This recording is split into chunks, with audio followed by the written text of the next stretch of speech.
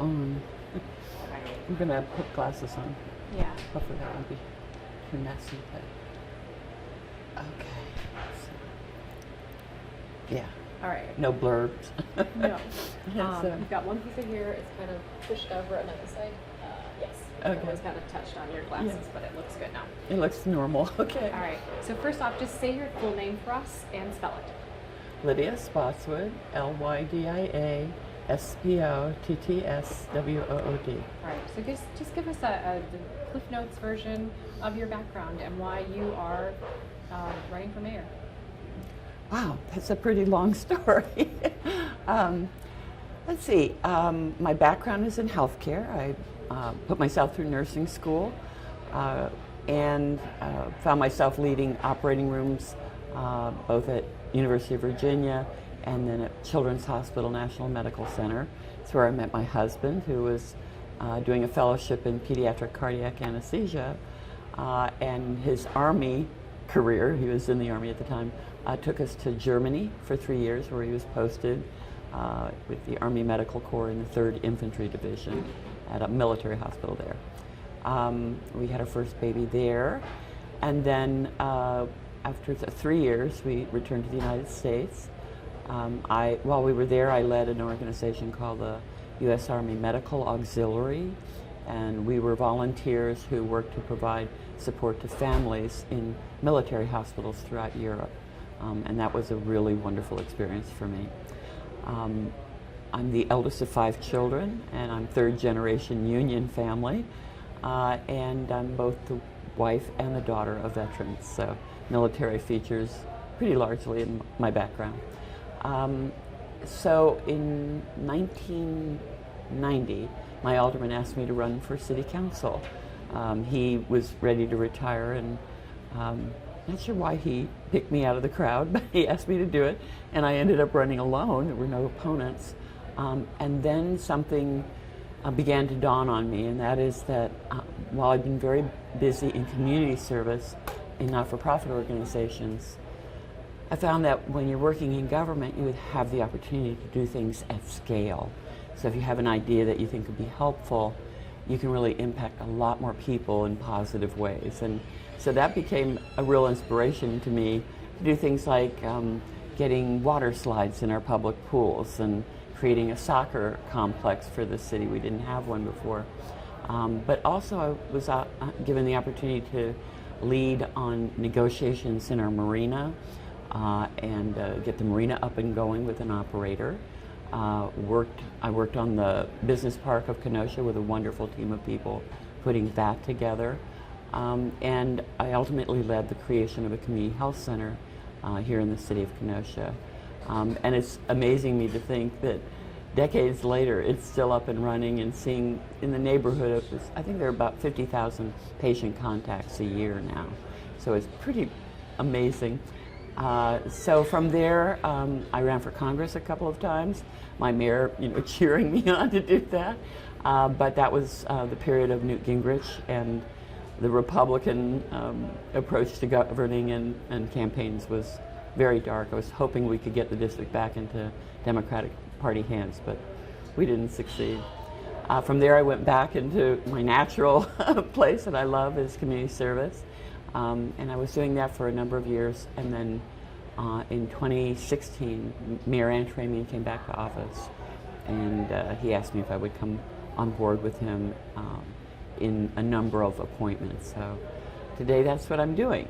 A lot of that, as well as community service. I serve on a citywide parks association and a number of other places in the city as well. Can I dig a little bit into, you said you helped create this soccer complex, Kenosha's first? Yeah. Tell me about that one a little bit. Well, so my children, all 3 children were playing in the Kenosha area soccer league, Castle.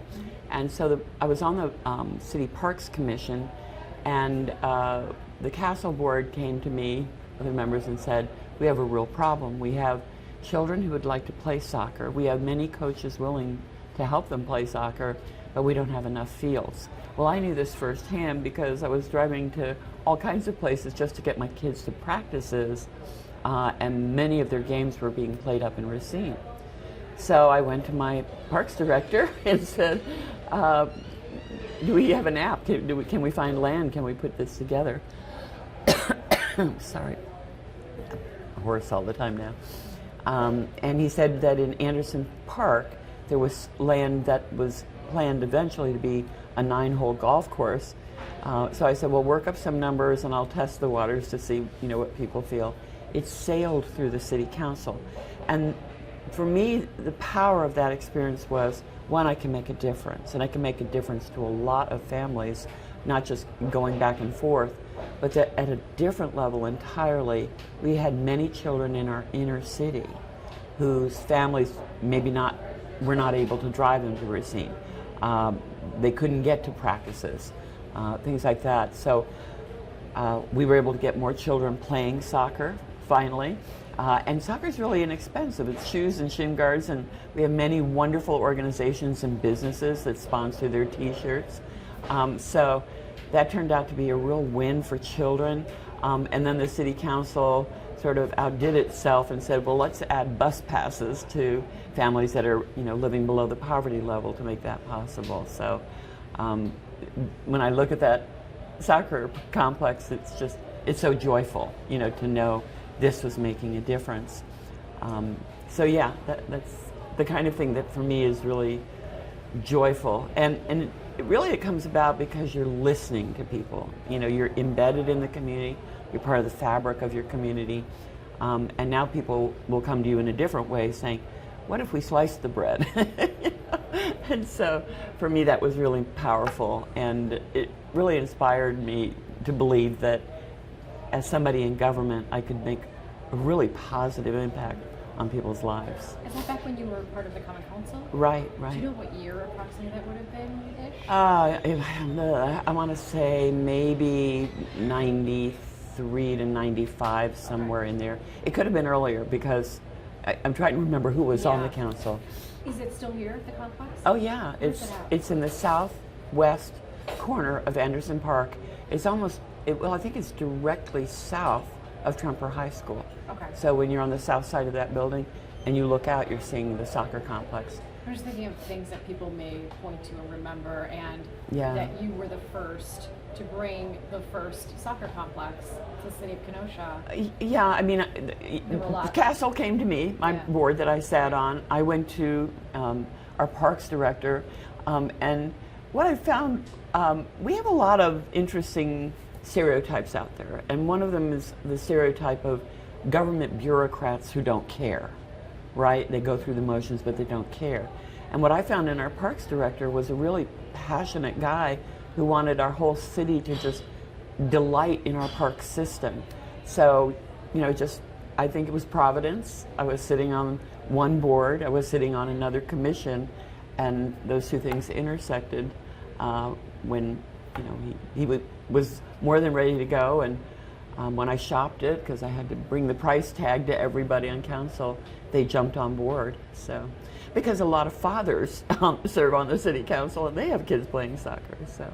Right, I think you're right. I think it matters that you were listening to people, that you were embedded with people who felt comfortable telling you what they were looking for from the government, and you continue to do so.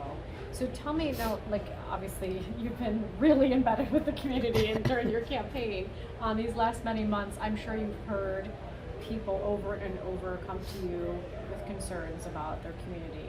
Mm-hmm. What seem to be some of those topics that just keep coming up, and what you're interested in pursuing should you become mayor?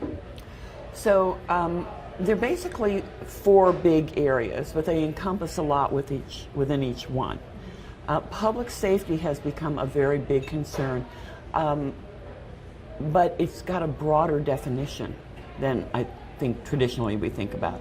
We tend to think about first responders, and of course that's the baseline, right? Making sure we have the staffing, the compensation, equipment. We're locating them in strategic areas so they can be effective.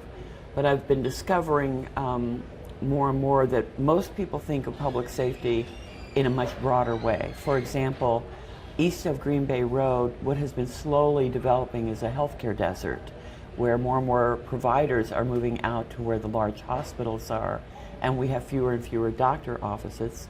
We no longer, we used to have 2 hospitals on the lakefront with emergency rooms. There are no emergency rooms this side of Green Bay Road. And so this has created a real problem, not only in terms of people feeling anxious and worried about the long trip out west, but it's also created a problem in our fire department because they're getting to people, getting them out there, but now they have a long ride back. You know, the closest station is the one that tends to respond to a call for assistance. So they have to make this long trip back, usually to Station 1, and that's downtime. We can't even have an ambulance coming back used for another call until they restock. So that's expensive for the city. It demands more manpower, more equipment. So we need to, work now directly with providers to reinstate an emergency portal closer to home for many people, for the majority of our residents. I think people think of public safety from the standpoint of personal safety too.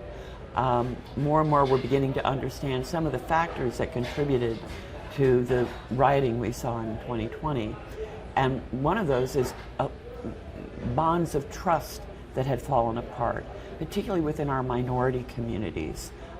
They'd lost faith and trust in law enforcement and what they were about. And it only takes a few incidents for that to happen. So many people still focus on that, saying what I say, which is every person should feel safe living in this community. Identity, color of their skin, racial, ethnic backgrounds, these should not be reasons why people feel that they don't belong. We want to be an inclusive community. And so that is an actual public safety issue. And then I also tend to include the opioid and fentanyl crisis. That's impacting communities all over America and most definitely our county. So that's an area where my husband is serving on the opioid task force for Kenosha County, but I think many people in Kenosha County consider that not just a healthcare crisis, but a public health crisis because we're seeing so many victims of these drugs. So true. You mentioned about people feeling safe here, and I want to go back to the year 2020 when Sure. everything had happened. I think it was in the fall. It was August. Yeah. You weren't mayor back then, but you were part of the community. Right. Can you talk to us a little bit about, we don't want to breathe maybe the slightest hint that this could come back, but if you were mayor back then, what position do you think the mayor should take when the city is going through such turmoil? I'm not really sure I understand your question completely. The first responsibility of the mayor is to try to bring back peace and order. That is crucial. And then also working within the community to develop, because in this case it had gone so far south, we really needed to redevelop communication and bonds between people, open up pathways for people to begin to work together. So that trust building process to me was probably the most important responsibility of the mayor. When you're in that crisis, right in the middle of the crisis, that's tougher. Now, one big thing I think we've all learned as a result of that, and it's something I've talked about for a long time in this city, is it's time to modernize our communications and data management systems in the city of Kenosha. One of the things that really could have been helpful is if residents had been able to tune into a city's locus and begin to understand better what was happening and where. What streets, for example, were safe to drive down. You had people in neighborhoods throughout the community who felt that there was danger when it was fairly localized in the downtown area. Communication I think is key, but one of the things I'm really happy to see was that our mayor afterward started working with our faith leaders, particularly in the minority communities, started bringing stakeholders throughout the city, and brought our law enforcement leadership into basically I'll call it a task force, saying, where do we go from here? How do we create a new way for people to think about each other and to build bonds of trust across the board? That evolved into a document called the Kenosha Area Roadmap to Diversity, Equity, and Inclusion, because that was a major factor in how things devolved in that summer and fall. So we have something called Courageous Conversations, led by minority leaders and whites together, working on that. But it's a cross-section of people who care about bonds of trust and building understandings. And I'm really glad to see that happening. Let's talk casino now, maybe, a little bit. Okay. I was there when the Common Council approved the agreement with the Menominee a couple months back. So things seem to be on course for that. Obviously, we still have to go through the federal approval process and then to come back to the governor's office. But for Kenosha's part, it seems as though Kenosha said yes to this. What are your thoughts about the agreement with Menominee? Well, as you point out, it's a fait accompli. I mean, both the county and the city approved the documents. I think there's some problems within the documents. Probably the single biggest one, I think, is unrealistic revenue projections. We'll, be able to see what happens as it evolves. I'll have a responsibility as the mayor to try to make that work. And in the past, I've had experience with this. An RFP went out before I ever went on the council for our marina, and it had some assumptions built into it that weren't panning out when I was asked to serve on the negotiating team for the marina. And in the negotiation process, we worked with one developer group and then with WisPark. And we found that the assumptions that were faulty began to come to light as we were trying to put the deal together.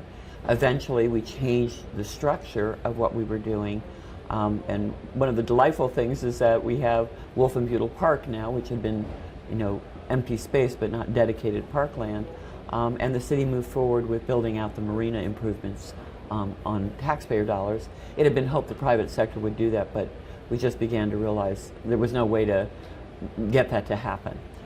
So my personal feeling is that this is something I have a duty to work through. The Common Council and County Board have approved this, and I'm going to do the same hard work I did during the marina situation, seeing what we can do to bring it to life. But both sides will have obligations in this. It's not just one-sided. Okay. Next question. Let's talk a little bit about the differences between you and your opponent. What do you think really stands out, and the reasons why voters should support you over him? We both come from very different political orientations. Okay, he was a Scott Walker Republican, which means that he had a group of beliefs that were quite different from my own. I'm a long-time Democrat. I think we have different styles. I'm very much into teamwork and transparency, and I see it, a number of indications that that's not always how he likes to approach things. So I really think more than anything, I've never run for office without, being asked to do this. And I always have this sense of, wow, what an incredible honor and opportunity to do it. And, I think there's this impression that he's been, working toward this specific goal for many, many years. So, we just have a different orientation toward the election itself and the idea of public service. There's no mudslinging. There's no. Well, he's uncomfortable because we and other parties now are bringing forward the partisan differences between us. Right. And to my understanding, he's announced as an independent, but there are a lot of indications that there's tremendous Republican impact and influence in his campaign. So there are a range of differences. More than anything, I think it's experience. If you look at my resume and you look at his resume, while he's been working very hard, what I call inside the bubble at City Hall, I not only have spent 16 years, but have done it both as an elected official and as a citizen appointee. And one of the things I've come to learn in these past 8 years in that capacity is how important citizen volunteers are to the work that we do. Living it firsthand, I can see what a difference it makes, because when you get a city council pulled together, you don't get to select, like, this is the group that's going to be accountants and this is the group that's going to do this or that.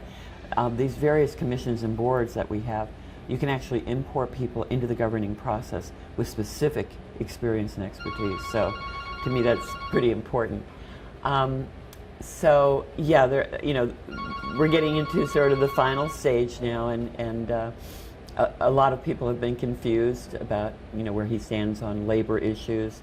We have no idea where he stands on a woman's right to choose, and I think that's bodily autonomy is basic for women, and I think we have a right to choose our own futures. So on a range of issues, we see things differently. So we're less than a week from the election. Right. What does this week look like for you? Pretty busy.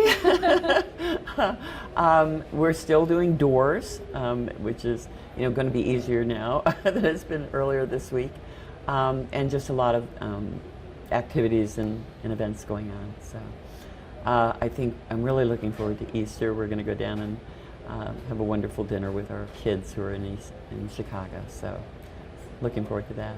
Okay, and looking forward to Tuesday night. Do you know what you'll be doing yet? How you'll be spending the day Tuesday? I haven't decided exactly. I probably will get out and do some more doors early in the day just in case.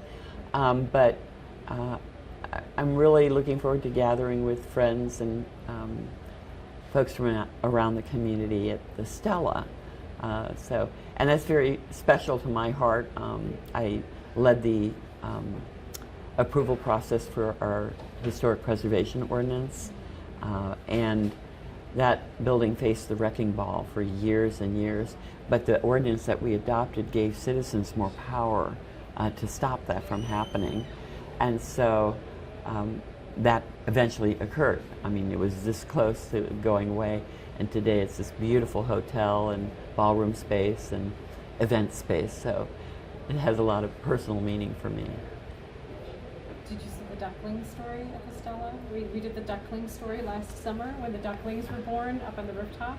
No! Yeah. Oh gosh, I think I just dropped your mic. It's fine, it happens. Okay, I'm hoping I didn't kill it. Baby ducklings were born up on the rooftop bar, and it was just before the rooftop bar was ready to open for the season, and so we got to get up there and see the baby ducklings. And oh my gosh! Really adorable. And so somebody put them in a nice big container and got them out. The mama had put her eggs in a flowering pot. Oh my gosh! And then so this gentleman who I think he was like security, he noticed it, and so him and another person who worked there, they kind of were just trying to really protect the babies. That's Kenosha. That is sweet. Kenosha. Yeah. I love it. I love it. Yeah. But beautiful hotel. Yeah. I have nothing further. Is there anything else you want people to know? Well, yeah. I'm going to say a couple things if I can. Absolutely. So I love Kenosha, as you can tell.